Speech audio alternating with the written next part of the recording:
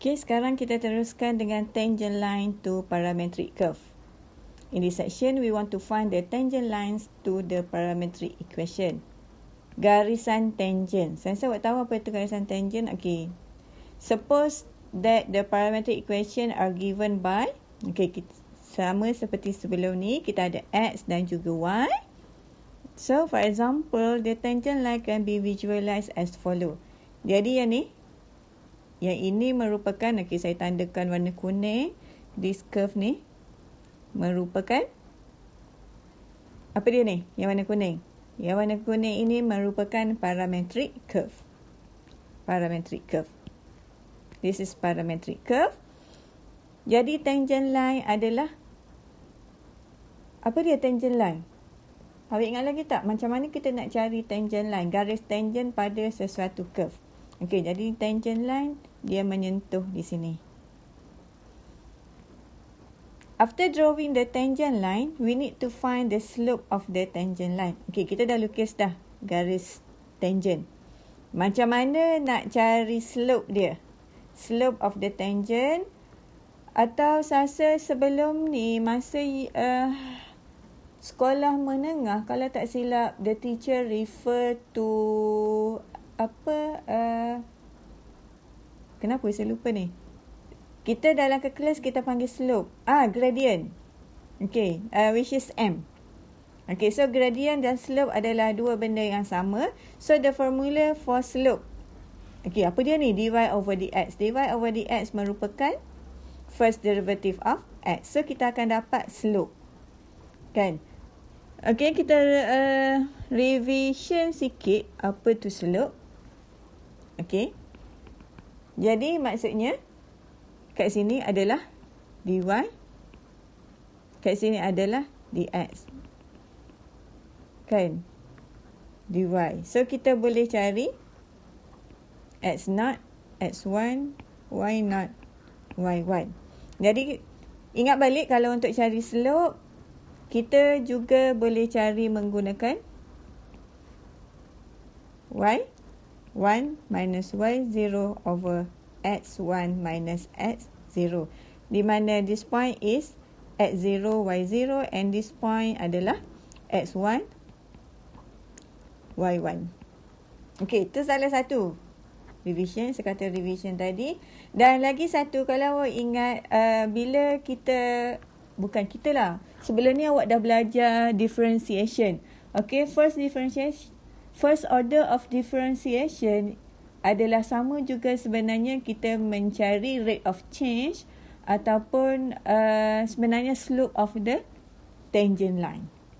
Okay, so that's why M is given by del Y. Okay, this is perubahan. Iaitu bila kita tolak Y1 tolak Y0 is del Y, perubahan dalam Y bahagikan dengan dx, iaitu perubahan dalam x.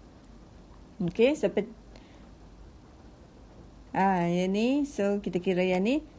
Jadi untuk dapatkan how to find the slope of parametric equation mathematically, persoalannya. Okey, so kita boleh menggunakan rumus berikutlah. Kalau awak ingat balik, sekarang kita nak dy over dx. Okey, so kita boleh cari dy over dx using, so kita differentiate y respect to t and kita differentiate x respect to t, given that dx and dy cannot equal to 0. Okay, the above formula in fact uses the concept of chain rule. So saya harap awak ingat lagi apa itu chain rule. Ingat kan, petua rantai. Okay, another question can arise is that how can we visualize dy over dx for the curve? Yang ni yang saya dah lukis tadi kan. Iaitu perubahan dalam x bahagikan dengan perubahan dalam y. D ni sebenarnya is difference ataupun Melayu dia adalah perubahan. Okay, it is clearly shown that dx is the changes in xy. Yang saya kata tadilah perubahan dalam x, manakala del y adalah perubahan dalam y. So to find the equation of tangent line, we need to substitute the slope m into the following. Ingat lagi tak? Yang ni rumus apa ni? Rumus untuk kita cari persamaan garis tangent. So, kita ada garis tangent yang ni. So, untuk dapatkannya, kita kena y tolak y1 m x minus xy. So, untuk lebih jelas, kita cuba tengok example 3.2.1. Find the tangent line to the parametric curve given by... Okay. So, langkah pertama.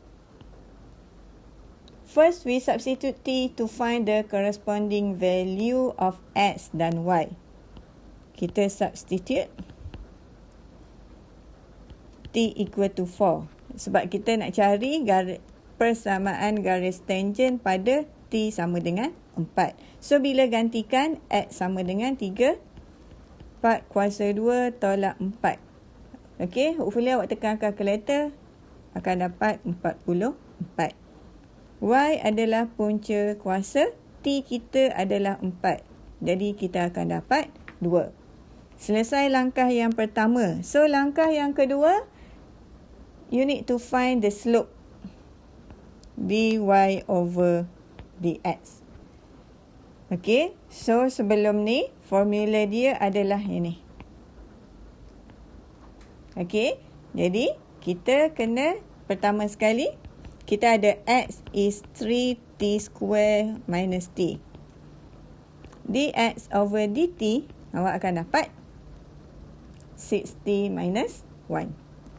Dan kita ada y square root t, ataupun kita boleh tulis sebagai t kuasa setengah.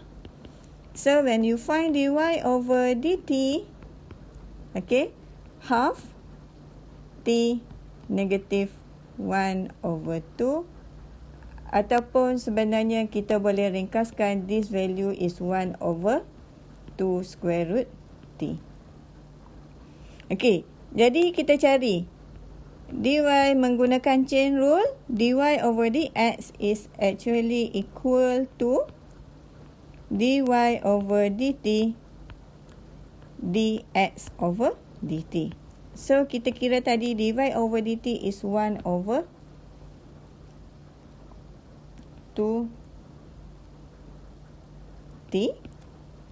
Bahagikan dengan dx over dt adalah 6t tolak 1. Jadi, dari sini, okay, kita akan dapat, boleh tak simplify? Bila simplify, kita akan dapat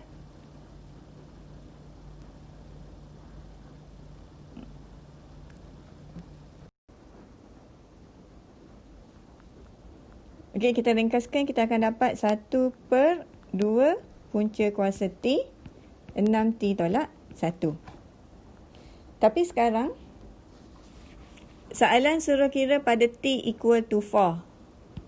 Sini kan? Okey, jadi kita kena gantikan next step.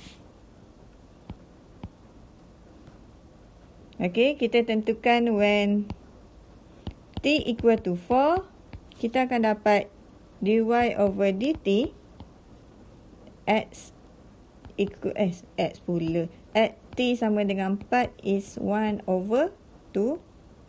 4, 6, 4 minus 1. So, tekan kalkulator, sepatutnya kita akan dapat 1/92. Okey, dah selesai belum? Belum lagi, sebab sekarang soalan suruh cari tangent line. Bila tangent line, maksudnya at the end, you must berikan in this dalam bentuk equation macam ni. Okay, so kita gantikan je lah. So, for the first step, y minus y1 equal to m, x minus x1. Then, kita akan dapat y, okay, titik y1 yang kita, bila 4, kita akan dapat, saya tak nampak, y kita adalah 2. 2 sama dengan m kita adalah, yang ni merupakan nilai m. dy over, alamak, kejap, saya silap ni. Bukan dy over dt, tapi dy over dx, which is this value merupakan m. So, gantikan M kat sini, 1/92. X tolak. X1. Okay, X1. Yang kita kira titik tadi adalah 44. Okay, so this is the final answer. Kalau dia suruh carikan tangent line, you have to follow step by step seperti yang diberikan dalam nota. Tapi dalam nota, make sure awak betulkan ada typing error. Y kita adalah 2, kita kira tadi. Ni kan 2. Dan X kita is 44. Okay, so to test your understanding, make sure you solve exercise 3.2. Thank you.